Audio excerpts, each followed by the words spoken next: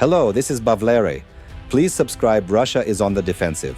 In recent days, Ukrainian forces have delivered a series of successful strikes on high-value Russian targets, airfields, military installations, and oil refineries. And now, there's growing speculation that an even more ambitious operation may be on the horizon, one with the potential to significantly damage Russia's ability to wage war.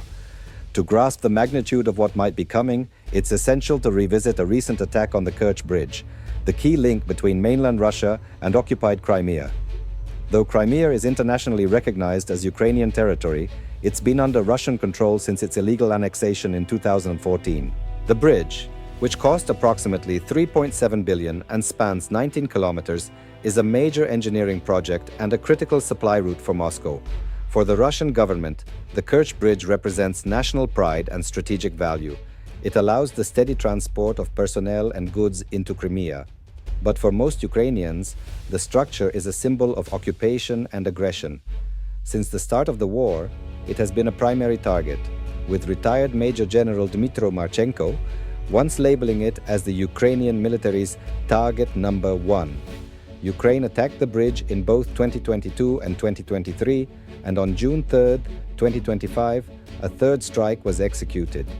This latest operation was carried out by Ukraine's security service, the SBU. Underwater explosives were planted on the bridge's supports over several months, without Russia noticing. On the morning of June 3rd, at precisely 4:44 a.m., the charges were remotely detonated. The damage was significant, especially to the submerged portions of the bridge. Around 100 kilograms of TNT-equivalent explosives were used, pushing the bridge into a state of emergency. Footage released by the SBU showed a massive water blast at the moment of detonation.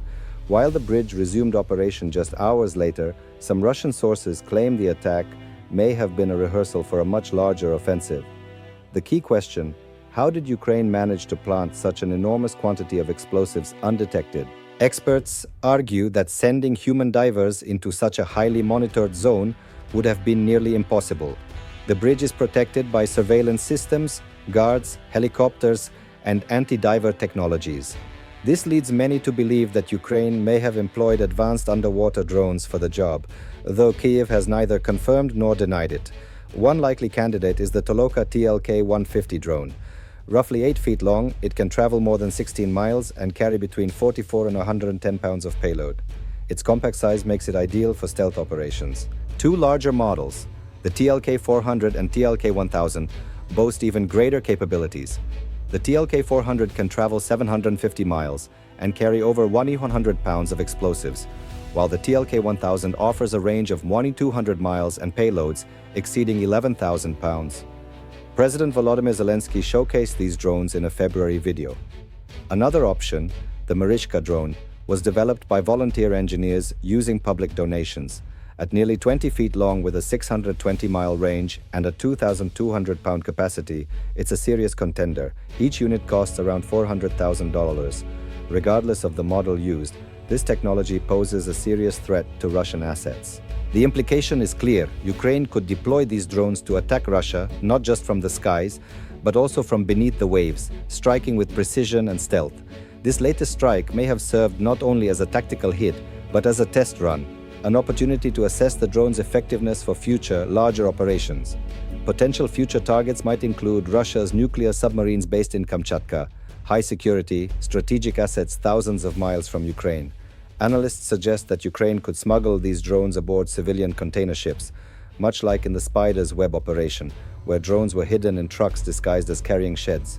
Those trucks traveled deep into Russia, launching coordinated strikes on 5 major air bases, including the Olenia, Diaghilevo, Ivanovo-Savini, Belaya, and almost Ukrenka bases. Over 100 drones attacked simultaneously, targeting strategic bombers such as Tu-95s, Tu-22s, and Tu-160s. Ukrainian sources claim over 40 planes were hit, with 13 confirmed destroyed, though independent sources only verify widespread damage. Overall, the attack is believed to have taken out a third of Russia's long-range bomber fleet, resulting in an estimated $7 billion in losses. Because bombers like these are no longer in production, Russia cannot easily replace them. The real victory, however, lies in what the operation proved: that Ukraine can execute complex, long-distance, high-impact offensives deep inside Russian territory. Using ships disguised as regular cargo carriers, Ukraine could theoretically send drones around the globe, from the Black Sea through Turkey, via the Suez Canal, and around Africa, into the Indian Ocean, and onward to Russia's Far East. There, they could quietly launch attacks near Vladivostok or Kamchatka. Thanks to international shipping networks and allies like the US, Japan, and Australia, such missions could be logistically supported and diplomatically shielded. Russia's Pacific Fleet, including its prized nuclear submarines and flagship cruiser, the Varyag, could be vulnerable to this type of covert offensive. The TLK-1000, for example, can deliver a warhead strong enough to damage or sink multiple ships at once. Damaging or destroying even a single Borei-class sub, valued at over $800 million, would be a seismic event with global consequences.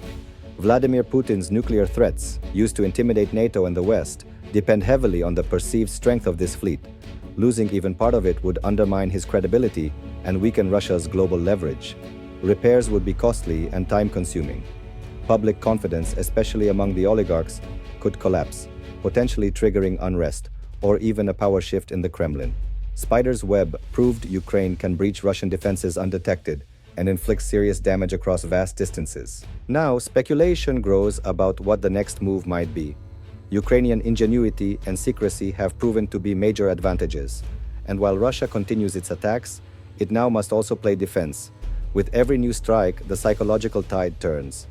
Russians, for the first time, may begin questioning the true cost and purpose of this war, and in the halls of the Kremlin, even Putin himself may be reconsidering his position, realizing that his hand could soon be forced at the negotiating table, and this time not on his terms.